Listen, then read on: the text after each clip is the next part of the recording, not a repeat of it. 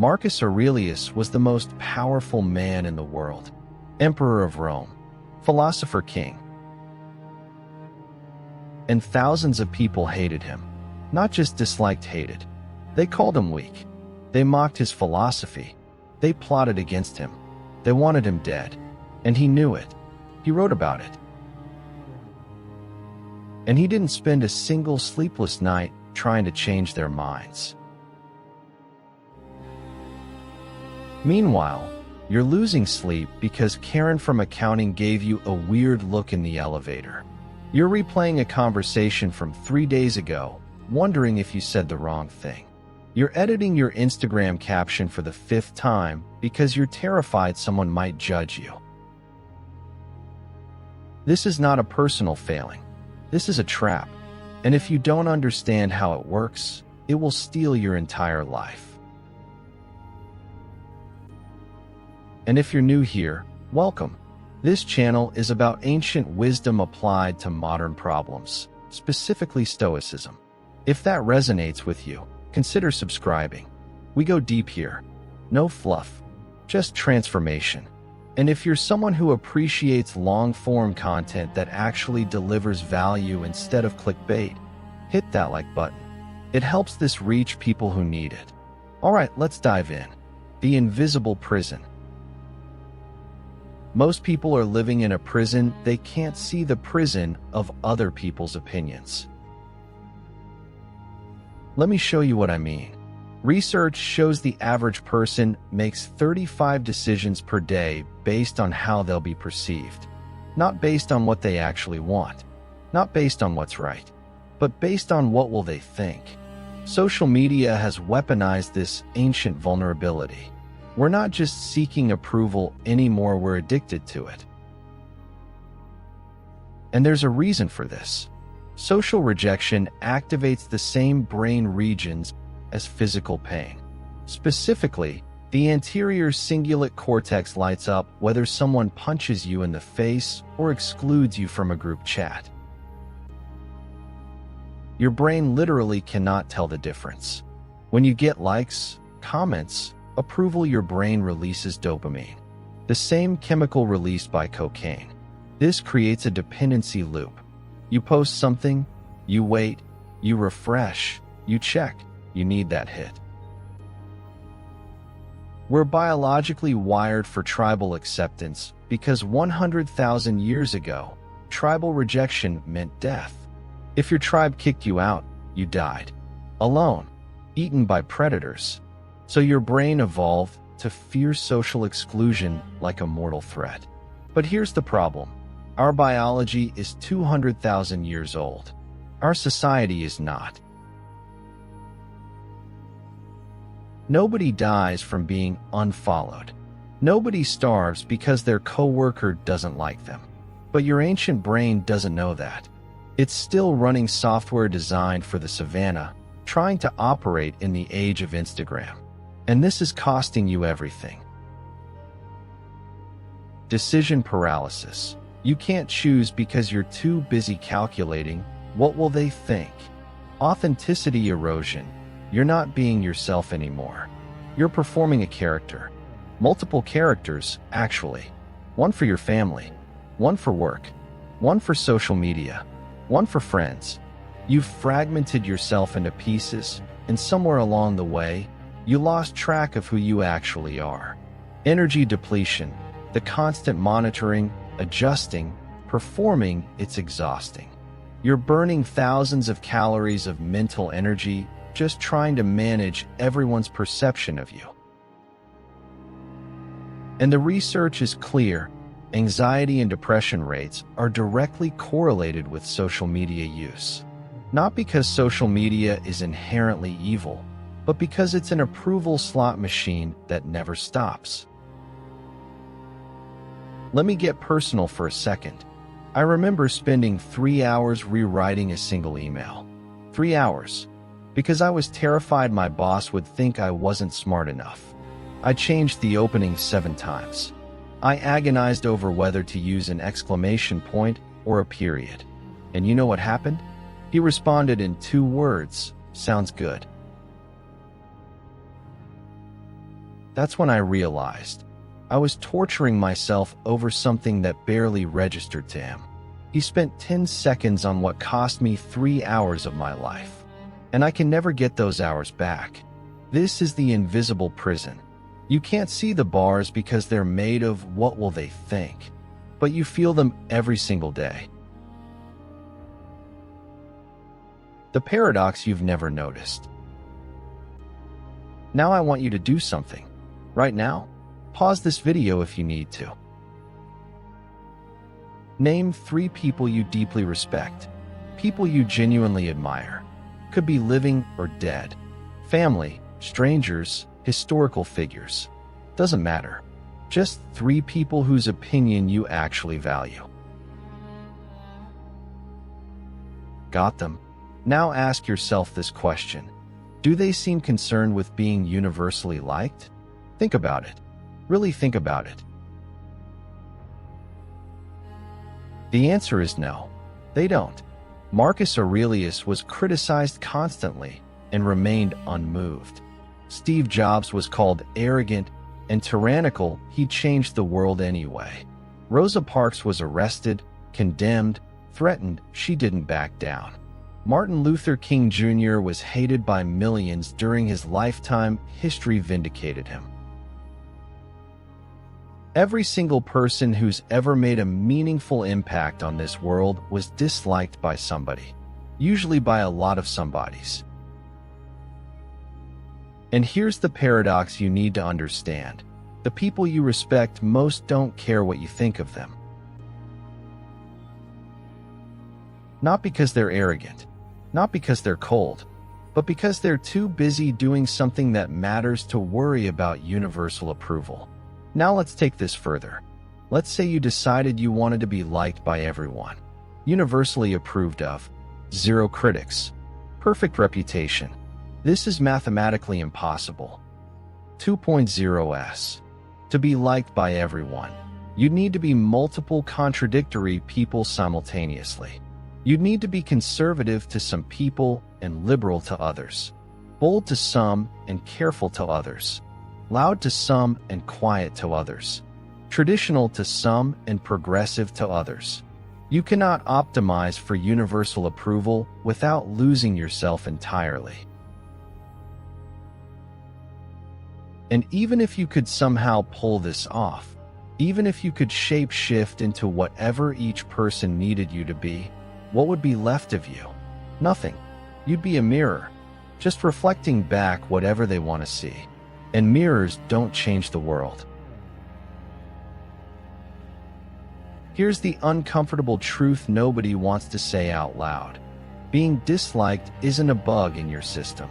It's proof that you exist as a distinct person. If nobody dislikes you, you're not a person, you're a performance. You're a people-pleasing robot who's optimized yourself out of existence. Why we're wired this way. So why are we like this? Why are we so desperate for approval that we'll sacrifice our own identity to get it? Understanding the mechanism is the first step to freedom. So let's break this down. 100,000 years ago, tribal rejection equaled death. Not metaphorical death, actual death.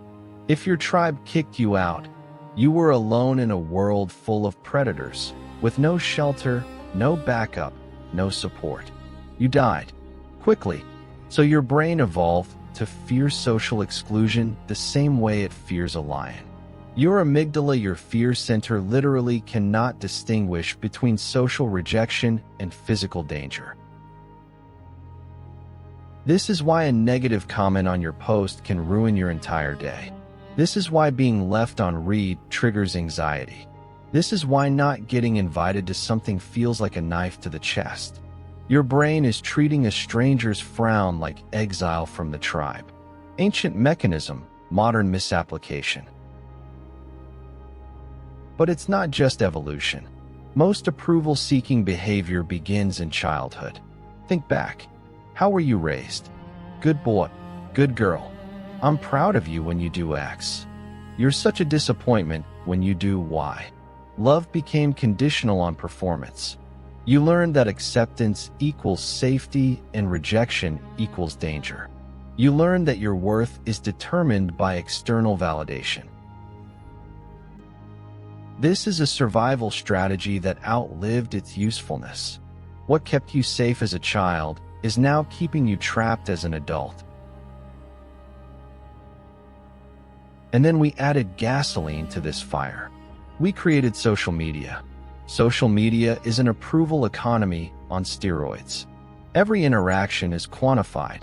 Likes, followers, views, comments, shares. Your worth reduced to a number. Updated in real time. Instant feedback loops. You post something and within seconds you know, am I approved of or not? This is unprecedented in human history. For 200,000 years, social feedback was delayed, analog, ambiguous. Now it's instant, digital, and brutally clear. And the algorithm rewards conformity and punishes authenticity. Say what everyone else is saying. Viral. Say something original. Crickets. The system is literally training you to be less yourself.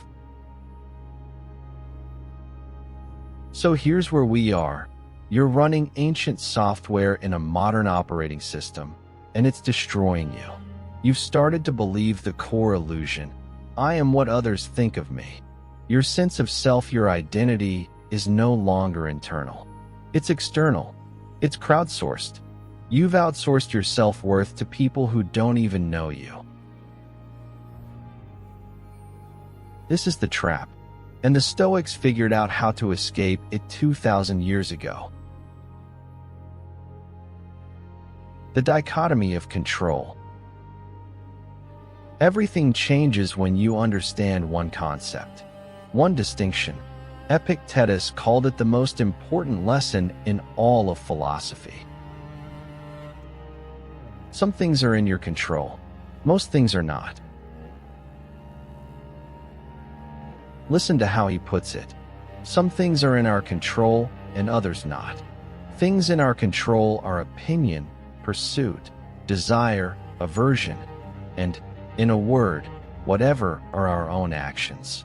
Things not in our control are body, property, reputation, command, and, in one word, whatever are not our own actions. Let me break this down into the two categories that will change your life. In your control, your intentions, your effort, your character, your responses, your values, your choices. Not in your control, what others think, what others say, how others perceive you, whether they like you, their opinions, their judgments. Read that second list again. Really let it sink in. You have zero control over what anyone thinks of you. Zero. You can influence it, sure. You can be kind, competent, authentic. But you cannot control it. Because their opinion is filtered through their experiences, their biases, their mood that day, their insecurities, their projections. You could be perfect and someone would still dislike you. You know why? Because you remind them of their ex. Because you're successful and they're jealous. Because they're having a bad day and you're an easy target. Because they're miserable and misery loves company. Their opinion says more about them than it says about you. Now here's what happens when you truly internalize this distinction. You stop wasting energy on the uncontrollable. Think about how much energy you burn every day trying to control other people's thoughts, worrying, replaying conversations, crafting the perfect response, monitoring their reactions, managing their perceptions. That energy is gone, wasted, burned on something you never had control over in the first place. The Stoics weren't being cold when they taught this. They were being strategic with their finite energy. Here's the practice. Start catching yourself. When you notice you're worrying about someone's perception, ask yourself, is this in my control? If the answer is no, and it almost always is, ask, then why am I giving it my energy? Then redirect. What is in my control right now? Let me give you a real example. You're giving a presentation at work. You can control preparing thoroughly, knowing your material, practicing your delivery, showing up on time, speaking clearly, being authentic. You cannot control whether they like your presentation, whether they agree with you, whether they're in a bad mood, whether office politics influence their reaction, whether they're secretly hoping you fail. Old pattern. Prepare for the presentation, deliver it, then spend the next 3 days analyzing every facial expression, every question, every silence, wondering, did they like it? Did I mess up? What are they thinking? Stoic reframe. Prepare thoroughly. Deliver authentically. Then let it go. You did your part. Their reaction is not yours to control, so it's not yours to obsess over. Here's another one. You send an important email. Hours pass. No response. Old pattern. Anxiety spiral. Did I offend them? Should I follow up? Do they hate me? Did I say something wrong? Are they ignoring me? Should I apologize? Stoic reframe. I controlled the message. I wrote it clearly and respectfully. Their response, whether they respond at all, when they respond, how they respond is not mine to control. Next action. Do you feel the difference? Do you feel the weight lifting? Every minute you spend worrying about others' opinions is a minute stolen from building something real, from creating something meaningful, from becoming someone you're actually proud of. Marcus Aurelius could be called the emperor of not giving a damn. Let me tell you about Marcus Aurelius. 161 AD. Marcus becomes emperor of Rome, the most powerful position in the known world, and he inherits an absolute mess. Wars on multiple fronts, a plague that's killing thousands, economic crisis, political backstabbing, corruption everywhere, and critics, so many critics. People said he was weak, that he spent too much time thinking and not enough time conquering, that his Stoic philosophy made him soft, that he wasn't his predecessor, that he wasn't ruthless enough, that he cared too much about the common people. They wanted him to fail. Some of them actively worked to make him fail. And Marcus knew all of this. He wrote about it in his private journal, which we now call the Meditations. But here's what's remarkable. He didn't spend a single sleepless night trying to change their minds. Listen to what he wrote. It never ceases to amaze me. We all love ourselves more than other people, but care more about their opinion than our own. Read that again. Let it hit you. You love yourself more than you love other people, obviously, but you care about their opinion more than your own opinion. Think about how absurd that is. You know yourself better than anyone. You know your intentions, your history, your context, your struggles, your growth. You have information about yourself that nobody else has. Yet you trust their judgment over your own? That stranger on the internet who knows nothing about you, you're giving their opinion more weight than your own self-knowledge? This is self-betrayal. And Marcus saw it clearly 2,000 years ago. Here's another entry from his journal. When you wake up in the morning, tell yourself, the people I deal with today will be meddling, ungrateful, arrogant, dishonest, jealous, and surly. Now, this sounds pessimistic, right? It sounds like Marcus woke up every day expecting the worst in people. But that's not what he's doing. He's not being pessimistic. He's being prepared. He's saying, some people today will be difficult. Some will misunderstand you. Some will criticize you unfairly. Some will be rude for no reason. This is not personal. This is just humans being human. When you expect perfection from people, you live in constant disappointment. When you expect people to be people flawed, biased, sometimes cruel, you build resilience. Some people will dislike you. This is weather, not a personal attack. You don't take rain personally. You don't spend hours wondering, why is the sky mad at me? You just accept, sometimes it rains. Bring an umbrella. Other people's criticism is weather. Sometimes it happens. It's not about you. Here's one more from Marcus. How much time he gains who does not look to see what his neighbor says or does or thinks, but only at what he does himself, to make it just and holy. How much time, how much energy, how much mental bandwidth, constantly monitoring other people's reactions is exhausting. Trying to read their faces, interpret their tone, guess their thoughts. You're playing detective with incomplete information, trying to solve a mystery that doesn't matter. And it's futile. You can't read minds. But you know what you can do? You can focus on your own character, your own actions, your own principles. You can ask yourself, did I act with integrity today? Did I do my best? Did I treat people well? Did I stay true to my values? This is where real power lies, not in managing their perception, but in building your character. Now here's what you need to understand about Marcus. He wasn't loved by everyone. He didn't try to be. He focused on three things. 1. Acting according to his principles.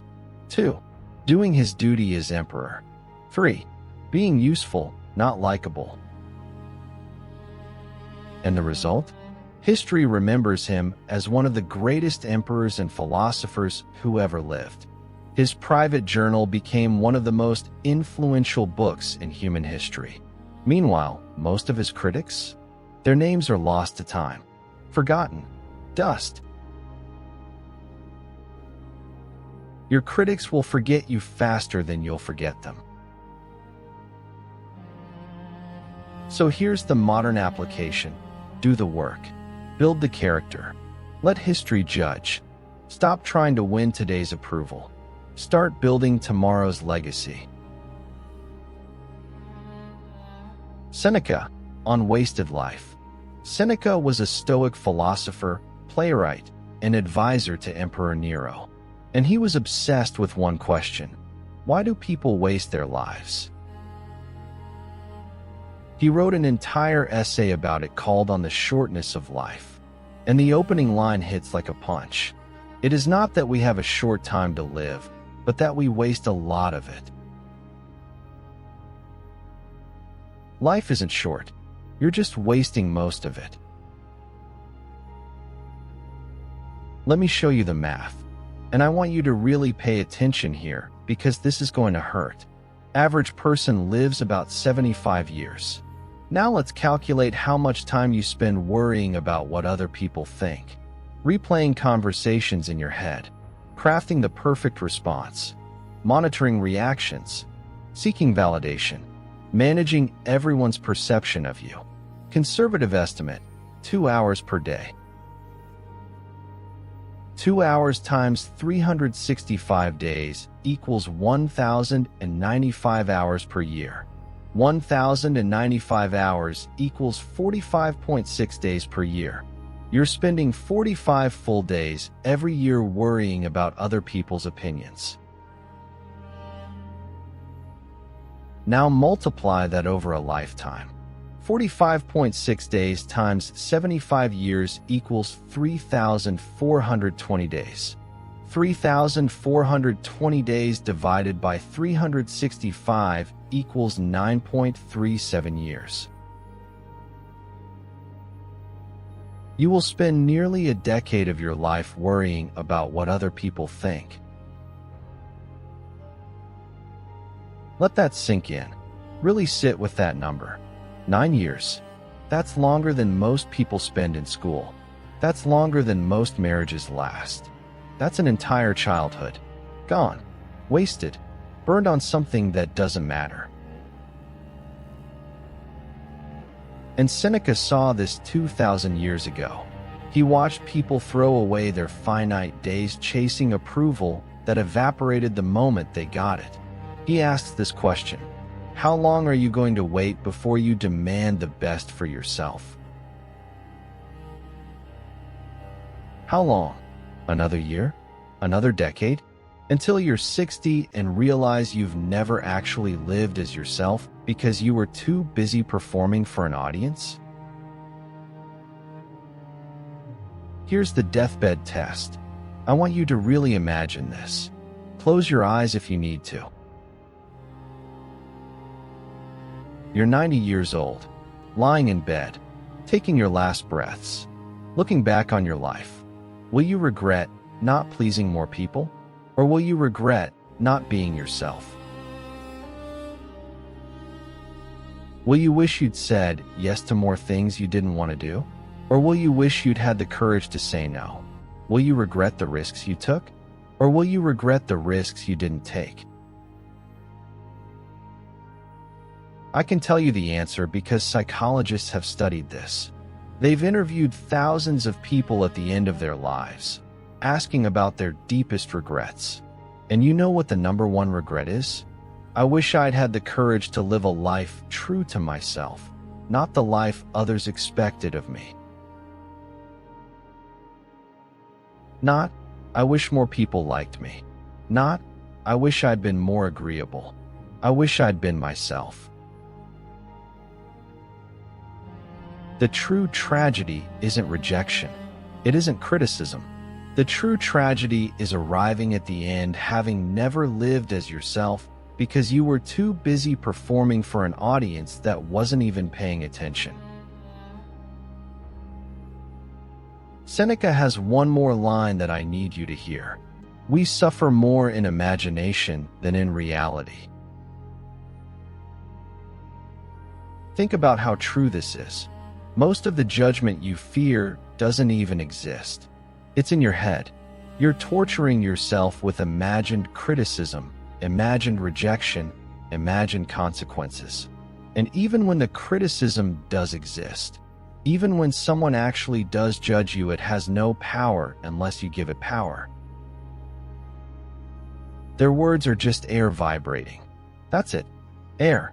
Vibrations. Sound waves. You're the one who catches those sound waves and turns them into suffering. You're the one who replays them, amplifies them, gives them meaning, lets them define you. What if you just didn't? What if you let their words be what they are? Just one person's opinion, filtered through their own issues, irrelevant to your actual worth. How much of your life would you get back? 9 years. That's how much. 9 years to create, to love, to build, to rest, to actually live. The choice is yours, but the clock is ticking. Epictetus, you are not your reputation. Now let me tell you about Epictetus. Because if anyone understood the difference between who you are and what people think of you, it was him. Epictetus was born a slave, literally, not metaphorically oppressed, not disadvantaged, enslaved. He was owned by a secretary to Emperor Nero.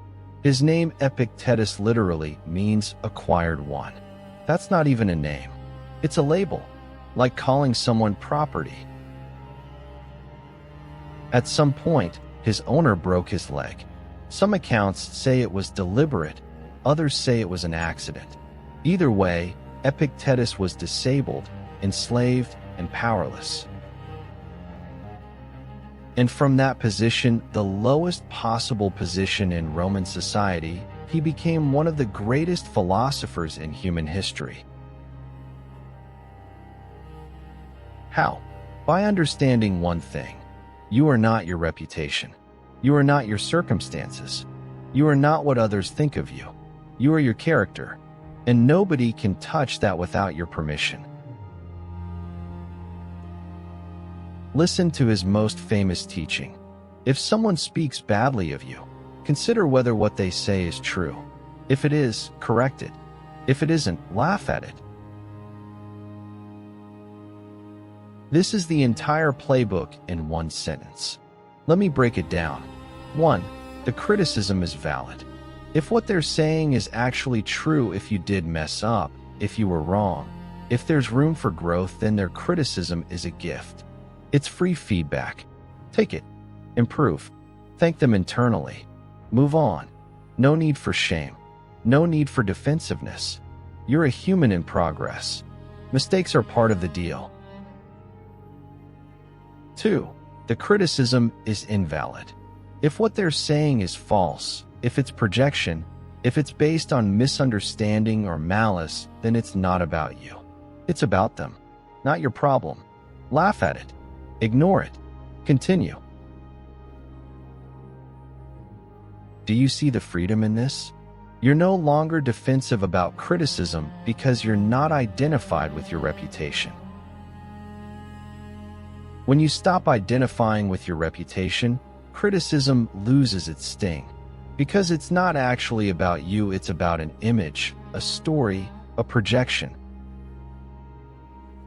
Their opinion is a painting they've made of you in their mind. That painting might be accurate, might be wildly distorted, might be completely fictional. But it's not you. You're the actual person. And you know the difference. Here's a practice Epictetus would want you to do. I call it the opinion inventory. Step 1. Write down a recent criticism that hurt. Something someone said about you that stung, that you keep replaying. Step 2.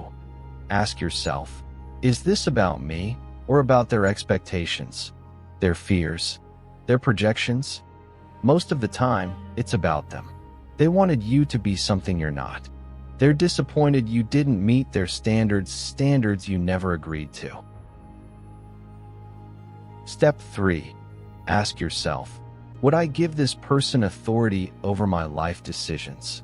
If someone came to you and said, I want to manage your life, make your choices, tell you what to do, would you hand them that power? No. Then why are you giving them authority over your emotional state? They don't get to run your life, but they get to ruin your day? That doesn't make sense. Step 4. Decide what to do with the criticism. Valid? Integrate it. Invalid? Release it. Either way, you're free. Now, Epictetus had this radical claim that I need you to understand.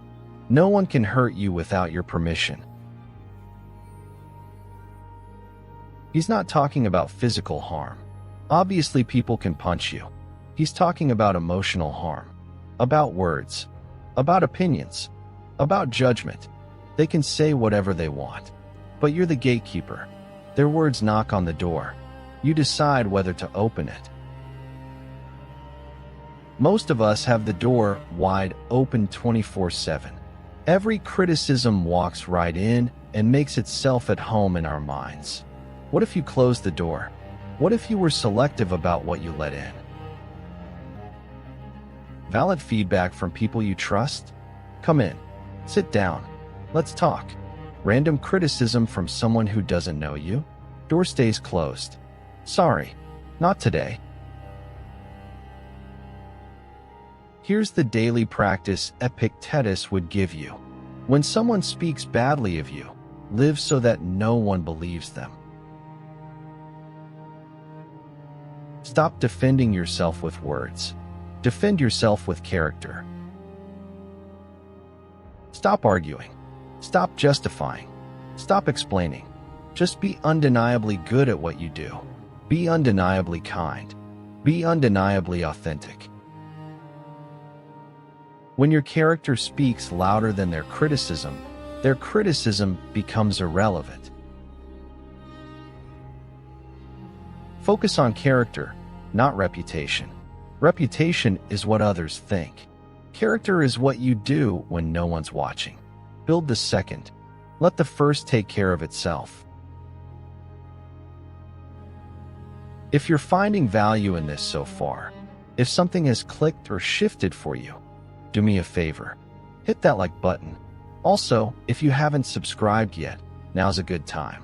Somewhere out there, someone is having a panic attack at 2 a.m. because someone didn't text them back. They need this message. Your like helps them find it. All right, back to it. The 7 Stoic practices for freedom from approval. Okay, we've covered the philosophy. We've covered the theory. We understand why we're trapped and what the Stoics taught about freedom. But philosophy without practice is just intellectual entertainment. So here are 7 concrete practices that will rewire your relationship with others' opinions. These aren't theory. These are tools. Use them. Practice 1. The morning premeditation. Premeditation malorum, premeditation of adversity. The Stoics did this every morning. They mentally prepared for challenges before they happened. We're going to apply this specifically to social adversity. Here's the practice. Every morning, spend 2 minutes anticipating criticism. Say to yourself, today, someone might misunderstand me. Today, someone might judge my work. Today, someone might be disappointed in my choices. Today, someone might criticize me unfairly. This is normal. This is expected. This changes nothing about my path. That's it. 2 minutes. Why does this work? Because anxiety thrives on surprise. When criticism catches you off guard, it hits harder. Your brain interprets it as a threat, something unexpected, something dangerous.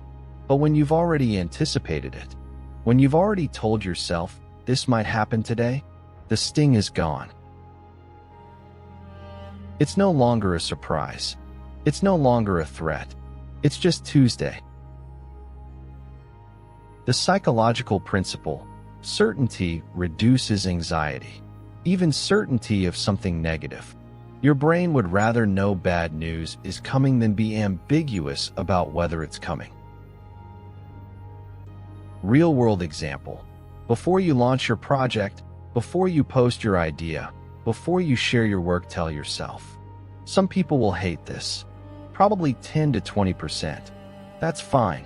That's built into the plan. When the criticism arrives, and it will, you're prepared. You've already made peace with it. It doesn't derail you. I posted a video I was genuinely proud of. Spent weeks on it. And the comments section was brutal. This is garbage. Who does this guy think he is? Unsubscribe. And I spiraled. For days. I questioned everything. But then I remembered Marcus. When you wake up in the morning, tell yourself, the people I deal with today will be meddling, ungrateful, arrogant. He wasn't being pessimistic.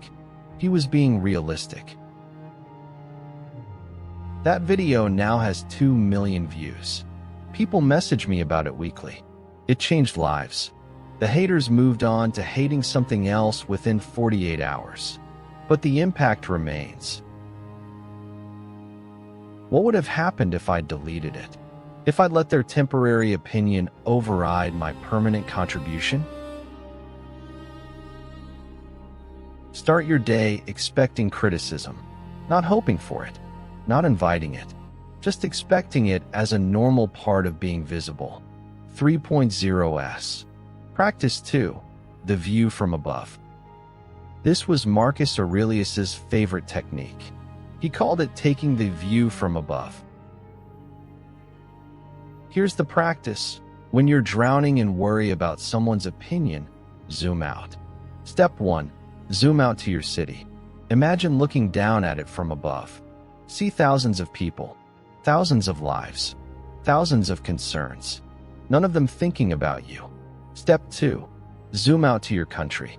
Millions of people, none of them thinking about you. Step 3. Zoom out to Earth. 8 billion people, none of them thinking about you. Step 4. Zoom out to the galaxy. billions of stars. We're a speck, a pale blue dot, utterly insignificant in scale. Step 5. Zoom out in time. 100 years from now, everyone who knows you will be dead. Everyone who remembers this moment will be gone. This crisis will be forgotten dust. Now ask yourself. Retry. Why? Continue. Now ask yourself. In this context, how much does this person's opinion actually matter? And the answer is, cosmically, it doesn't. Now listen, I'm not trying to make you feel insignificant. I'm not trying to depress you. I'm trying to liberate you. Your life matters. Your work matters. Your relationships matter. Your suffering is real to you. But the judgment you fear? That's cosmically irrelevant. Marcus wrote, Asia and Europe, distant recesses of the universe. The ocean, a drop of water. Mount Athos, a lump of dirt. The present, a split second in eternity. All things, minute, transient, vanishing. Everything is smaller than you think, shorter than you think, less significant than you think, including their judgment. When you see yourself from space, when you see yourself from the perspective of deep time, that criticism you're obsessing over, it barely exists. Their judgment can't touch you because in the grand scheme, it has no weight. Use this. When anxiety about someone's opinion is crushing you, zoom out. Get perspective. Remember how small this actually is. Practice 3. Voluntary discomfort. Here's the uncomfortable truth. You fear criticism because you avoid it, and avoidance strengthens fear. The more you avoid something, the scarier it becomes. The only way to weaken fear is exposure. So we're going to practice deliberately doing things that might make you disliked. Small things. Controlled exposure. Building immunity to disapproval.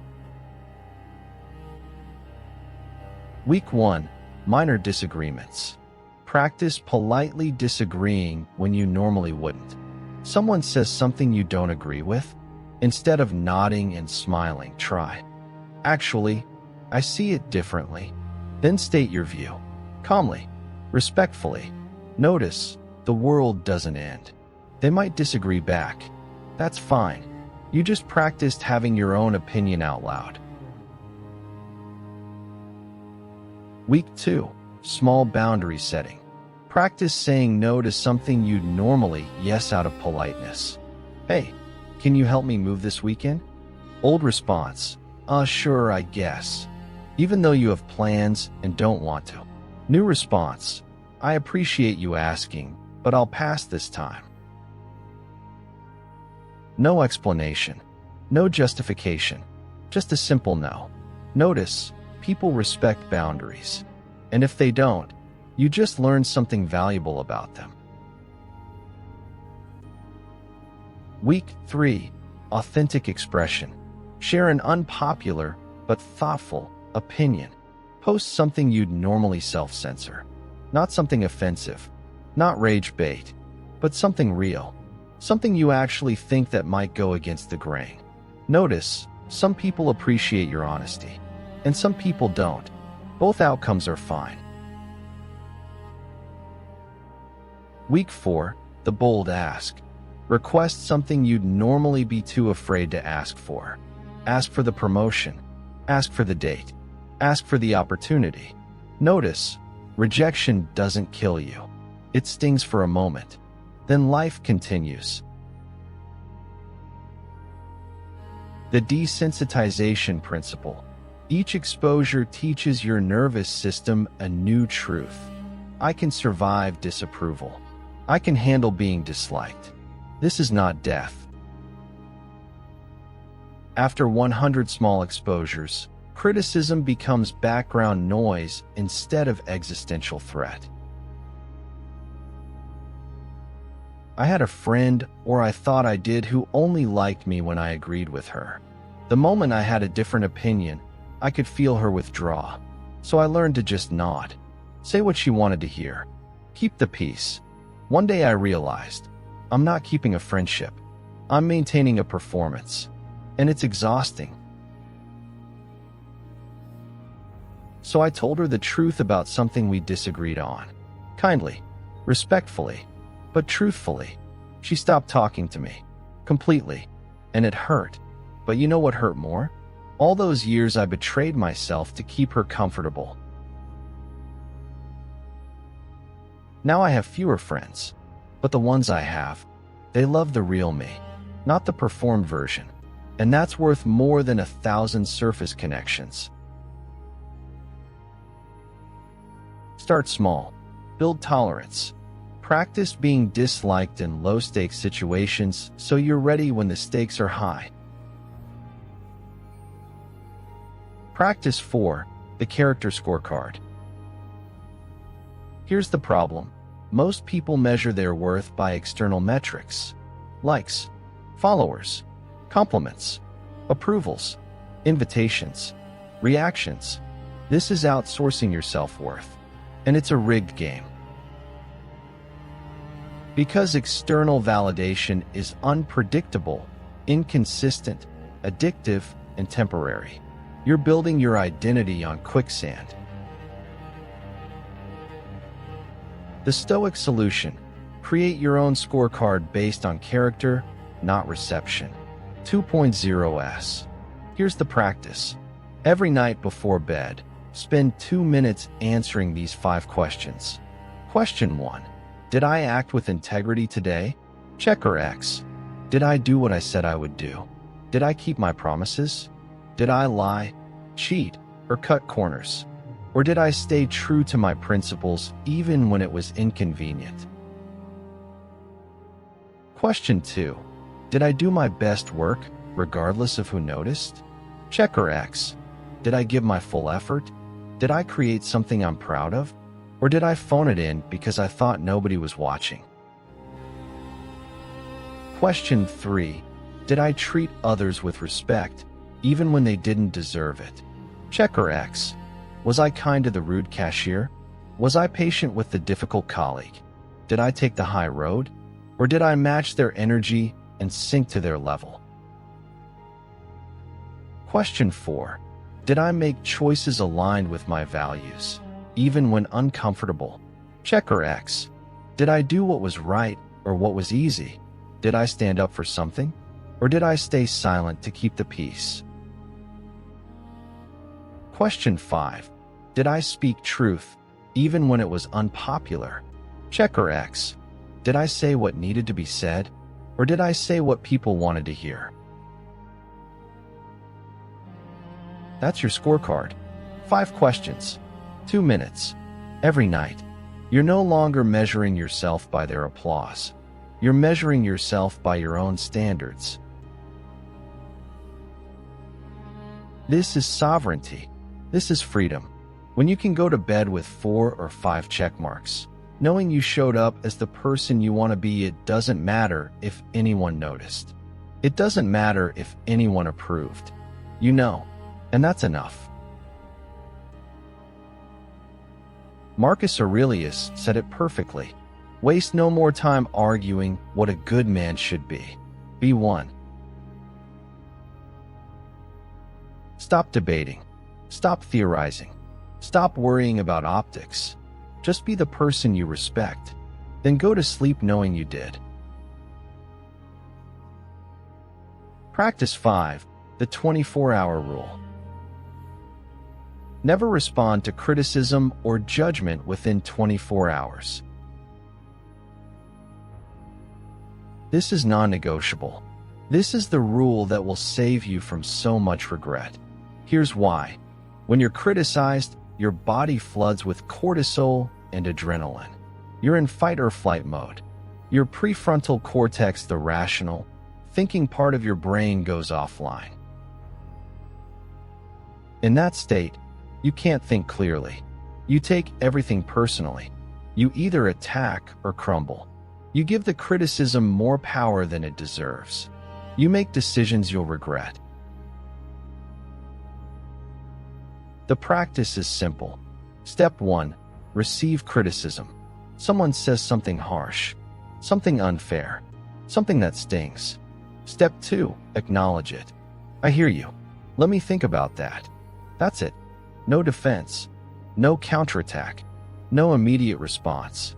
Step 3. Walk away. Physically remove yourself if possible. Close the app. Leave the room. End the conversation. Step 4. Wait 24 hours. Do nothing. Let the emotional intensity drain. Step 5. Evaluate with distance. After 24 hours, revisit it. Now you can assess clearly. Is this valid feedback or projection? Does this deserve a response? What's the mature way to handle this? What happens in 24 hours? Your emotional intensity drops by 70 to 80%. This is neuroscience, not opinion. The cortisol clears. The adrenaline fades. Your rational brain comes back online. And often, more often than you'd think, after 24 hours, you realize the criticism doesn't even warrant a response. You save yourself the energy of defending yourself to people whose opinions don't matter. Seneca said it, the best answer to anger is silence.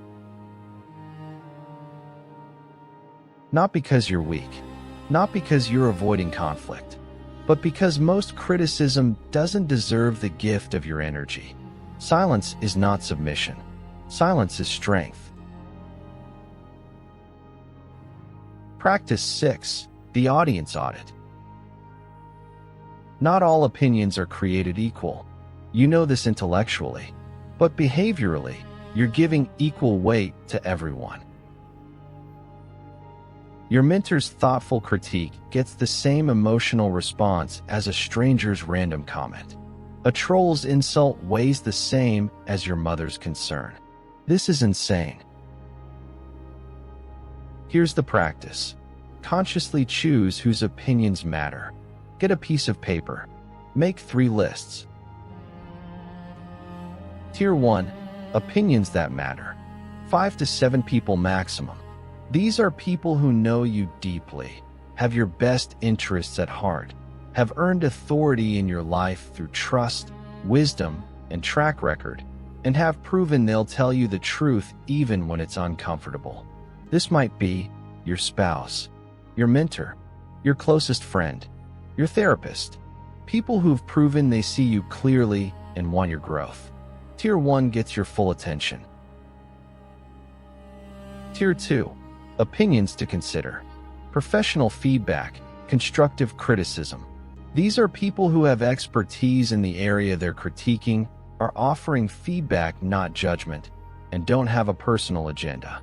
This might be your boss, a client, a teacher, a coach, people who are evaluating your work, not your worth. Tier 2 gets your consideration. You evaluate it. You might integrate it, but it doesn't define you. Tier 3. Opinions to ignore. Everyone else. This is strangers, trolls, people who don't know your full story, people whose values don't align with yours, people who are projecting their own issues onto you. Tier 3 gets nothing. Not your time, not your energy, not your emotional bandwidth. The rule is simple. Tier 1 gets your attention. Tier 2 gets your consideration. Tier 3 gets ignored. The liberation, you're not dismissing everyone. You're being strategic about where you direct your finite emotional energy. When someone criticizes you, before you spiral, ask, what tier is this person in? If they're tier 3, the answer is immediate. Move on. This doesn't matter. Practice 7. The mirror test. This is the ultimate accountability moment. The one person you can never lie to, yourself. Here's the practice. Every night, look at yourself in the mirror and ask, did I live today as myself? Or did I perform for others? Am I proud of how I showed up, regardless of how it was received? If I live the rest of my life like I live today, will I die satisfied? The honesty, the mirror doesn't lie. You can fool everyone else. You can convince the world you're fine, but you can't fool yourself. When you look yourself in the eye, you know. You know if you compromised. You know if you played small. You know if you were authentic or if you were performing. The North Star, when you can look yourself in the eye and feel at peace, when you can genuinely say, I showed up as myself today, you've won. Regardless of who liked you that day, regardless of who approved, regardless of the external results, you were you, and that's the only victory that matters. Marcus Aurelius wrote, look within. Within is the fountain of good, and it will ever bubble up if you will ever dig. Everything you need is already inside you. The approval you're seeking externally, you can give it to yourself. Not in an arrogant way, not in a delusional way, but in an honest way. I was myself today. I gave my best. I acted with integrity. I'm proud of that. That's the mirror test. And when you pass it, nothing else matters. The transformation, what changes when you stop caring? So what actually happens when you release the need for approval? What shifts? What changes? This isn't about becoming cold or arrogant. It's about becoming free. Let me show you what freedom looks like. Change 1, energy returns. Remember those 2 hours per day we calculated? The time spent worrying about perception? You get them back. Mental clarity. No more constant anxiety humming in the background. Your mind is quiet. You can think clearly. You can focus. Decision speed. You stop deliberating endlessly about how something will be perceived. You know what you want. You decide. You move. Creative capacity. The energy you were burning on monitoring and managing perception, that energy is now available for creation, for building, for making things that matter. Physical energy. Chronic stress depletes your body. Cortisol, adrenaline, constant vigilance, it's exhausting. When you release the approval trap, your body relaxes. You sleep better. You feel lighter. The compounding effect. 2 hours times 365 days equals 730 hours per year equals 30 full days. You just bought yourself an extra month of life per year. What will you do with it? Build something meaningful. Deepen relationships that matter. Invest in mastery. Actually rest, not just scroll anxiously. You get your life back. Change 2. Authenticity emerges. When you're not constantly calculating perception, something remarkable happens. You become yourself. You stop editing your thoughts before speaking. You stop performing a character. You stop code switching for different audiences. You stop hiding parts of yourself. The fragmentation ends. You become whole. And here's the paradox. When you stop trying to be likable, you become more likable. Why? Because authenticity is magnetic. People can sense it, even if they can't name it. There's something about someone who's genuinely themselves. No performance, no mask, no agenda. That draws people in. Because confidence is attractive. Not needing approval signals self-sufficiency. It signals that you know who you are. And that's rare. That's powerful. Because you attract aligned people. When you're authentic, you attract authentic people. When you're yourself, you attract people who like the actual you, not the performed version. The wrong people leave. The right people stay. And that's exactly what you want. The relief. No more exhaustion of maintaining multiple versions of yourself. You're just you. Everywhere. With everyone. One person. One authentic expression. Finally. Change 3. Relationships improve. This is counterintuitive, but your relationships get better when you stop trying to please everyone. Here's what happens. Surface relationships fall away. People who only liked your performance, they disappear. They lose interest. And this feels like loss initially, but it's actually liberation. You were serving them, not connecting with them. You were giving energy, getting nothing back. That wasn't friendship. That was performance art. Deep relationships deepen. The people who love the real you now have access to the real you. Intimacy requires vulnerability, and vulnerability requires dropping the mask. When you stop performing, real connection becomes possible. Trust deepens. Conversations go deeper. You're finally meeting each other as you actually are. New aligned relationships form. Like attracts like. When you're authentic, you attract authentic people. When you have boundaries, you attract people who respect boundaries. When you're mission-driven, you attract mission-driven allies. You build a circle of people who see you and choose you anyway. Not despite who you are, but because of who you are.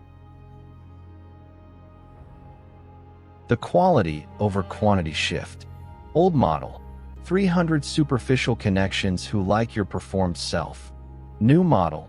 10 profound relationships with people who know your actual self. Which would you choose? Marcus, Seneca, and Epictetus all emphasized this. Choose your companions wisely. Few but excellent. This is only possible when you stop trying to be friends with everyone. Change 4. Impact multiplies. Here's the unexpected outcome. When you stop optimizing for approval, your actual impact grows. Why? Because you take real risks. Approval seeking keeps you in the safe zone. You only do what's been done.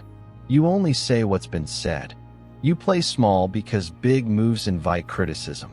Freedom allows you to attempt what matters. Even if it's unpopular. Even if it's risky. Even if people don't understand. Big impact requires risk of criticism. There's no way around it. Because you do work that matters, not work that impresses.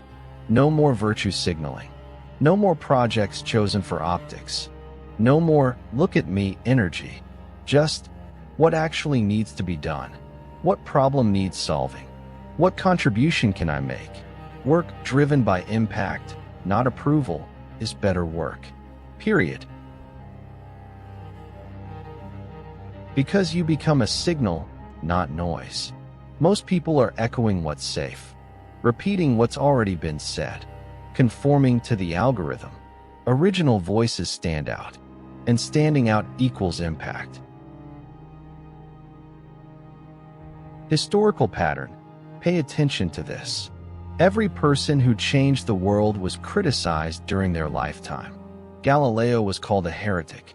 Socrates was executed. Martin Luther King Jr. was hated by millions. Every artist, inventor, leader worth remembering faced massive resistance. They weren't trying to be liked. They were trying to be right, to be useful, to matter. And history vindicated them, while their critics are forgotten dust. Your choice.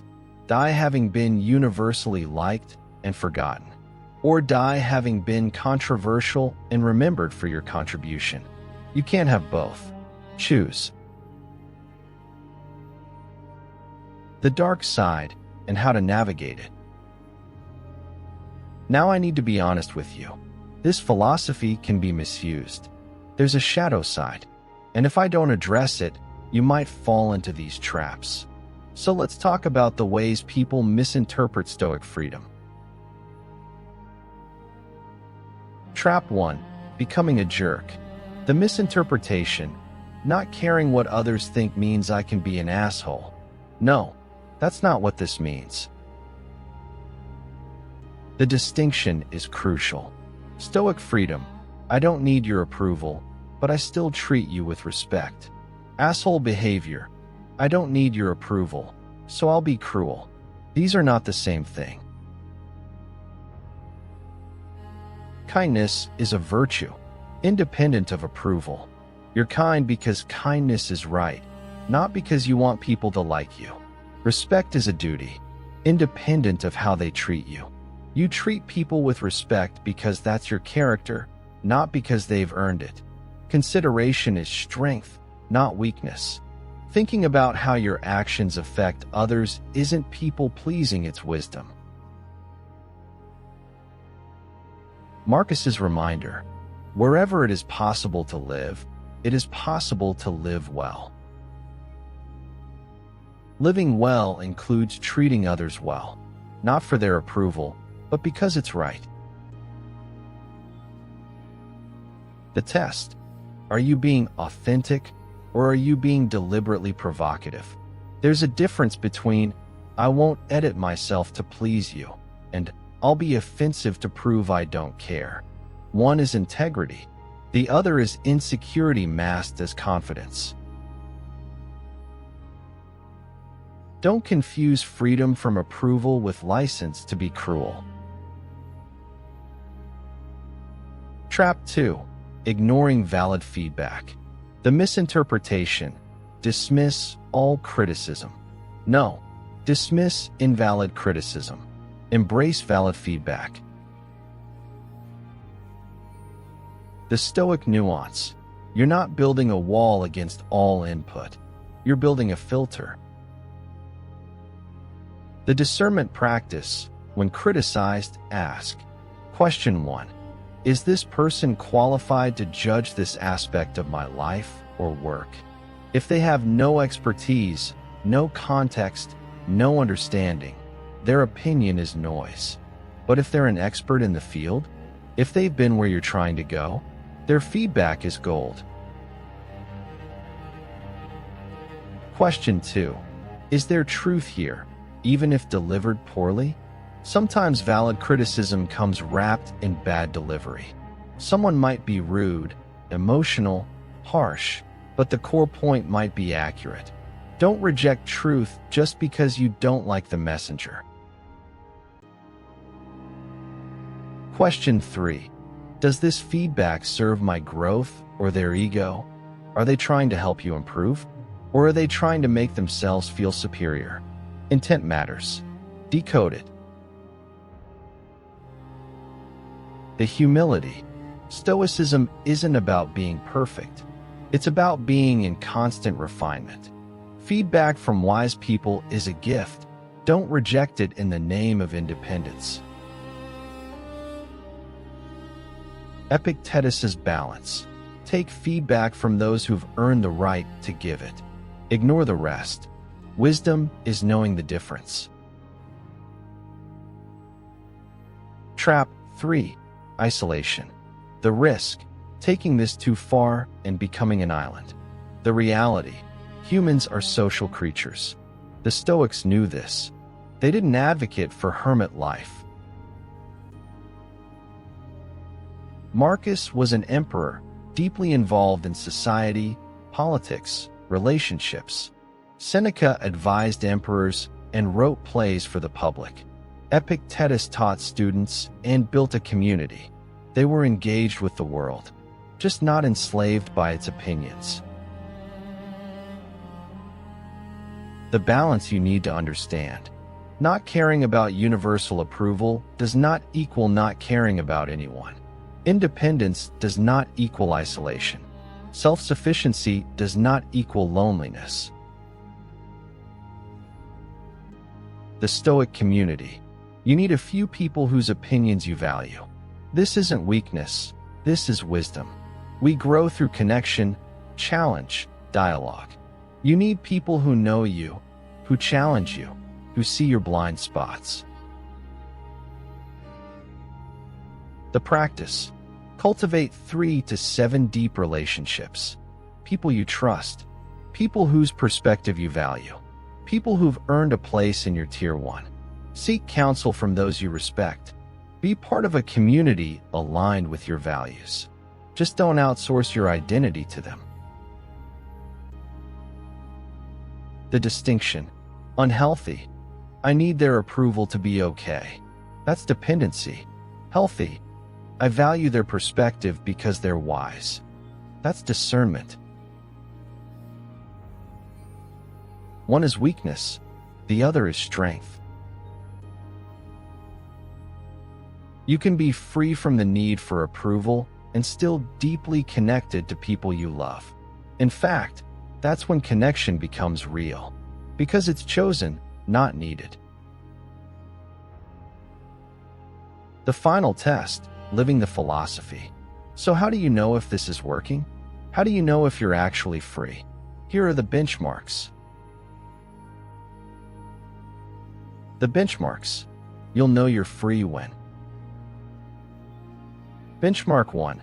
Criticism doesn't derail your day. Someone says something harsh. It registers. Maybe it stings for a moment.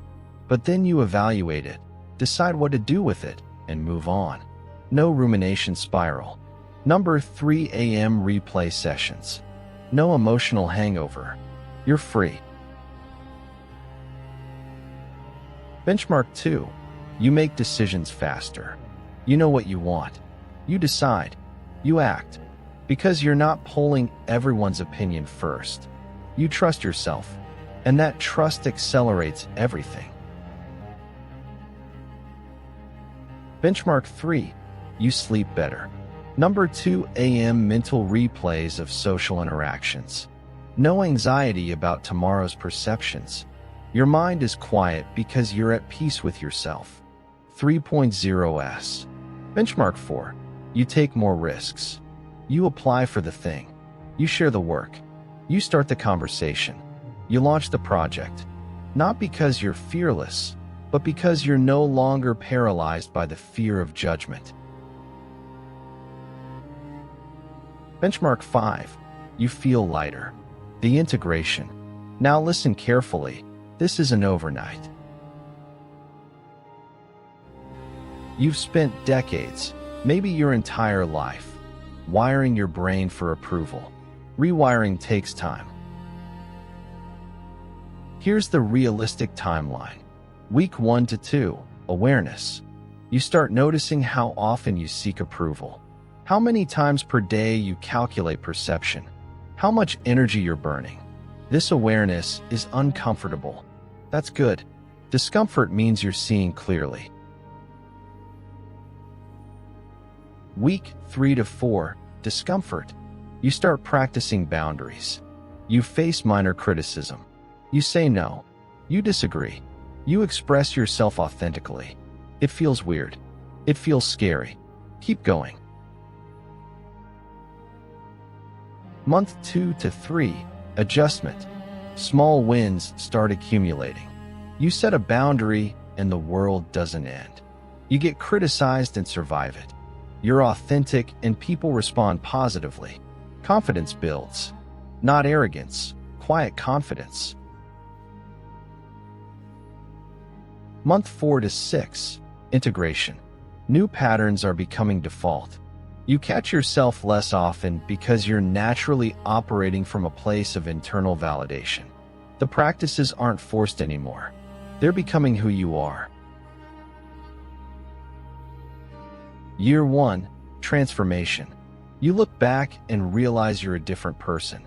Not because you changed your personality, but because you stopped performing and started being.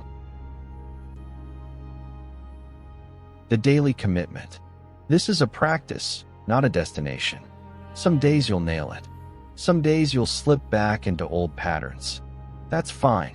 Progress, not perfection. The Stoic philosopher Zeno said, "Well-being is realized by small steps, but is truly no small thing." Small steps. Every day, that's how you change your life. The closing challenge. Here's your assignment. For the next 7 days, I want you to do this. Morning, 2 minutes. Premeditatio. Anticipate criticism. Tell yourself, today, someone might judge me. This is normal. This changes nothing. Throughout the day, notice approval-seeking impulses. Before you post, am I sharing this to contribute or to impress? Before you speak, am I saying this because it's true or because it's safe?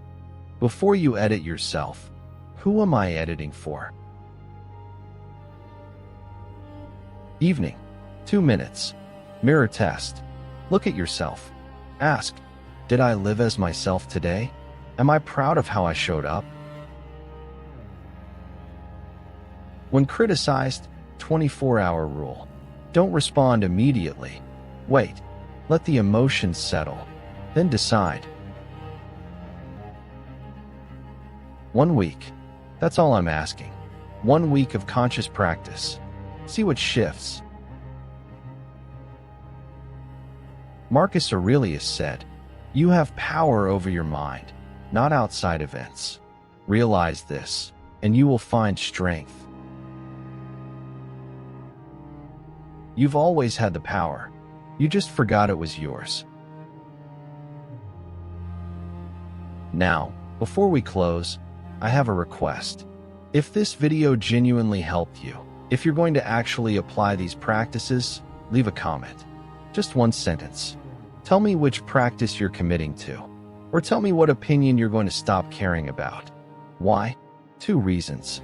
1, writing it down makes you more likely to follow through. It's a commitment device. 2, your comment might be exactly what someone else scrolling through needs to read.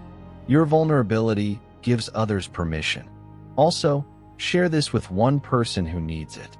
You know who they are. The friend who's always worried about what everyone thinks. The family member who can't make decisions without polling 10 people. Send them this video. Tell them, watch this. It'll help. And if you want more content like this, practical philosophy, human psychology, deep dives that actually transform you, hit subscribe. We're building something real here. A community of people who refuse to waste their lives performing for an audience that's barely watching. Final words. You were not born to be liked by everyone. You were born to contribute something only you can contribute. To live a life only you can live. To become a person only you can become. The world doesn't need another people pleaser. It needs you. The real, unedited, unapologetic you. Marcus Aurelius died in 180 AD, over 1,800 years ago. Most of his contemporaries, the critics, the sycophants, the people whose approval he could have chased, they're forgotten. But his words are alive today because he didn't live for their approval. He lived for truth, for virtue, for something that lasts. You have 1 life, 1 unrepeatable, finite, precious life. Don't waste it performing for an audience that's barely watching. Be disliked, be misunderstood, be criticized, and be free. One more thing. If you made it to the end of a 70-minute video on Stoicism, you're exactly the kind of person this channel is for. Most people quit at minute 5. You didn't. That says something about you. So subscribe, not just to support the channel, but to commit to your own transformation. Every time you see a video from me in your feed, it's a reminder. Am I living for myself, or am I performing for others? And if this video changed your perspective, even slightly, hit that like button. It's the simplest way to say this mattered. Finally, check out the videos that just appeared on your screen. Both continue this conversation in different directions. Thank you for your time. Thank you for your attention. Thank you for being here. Now go be free.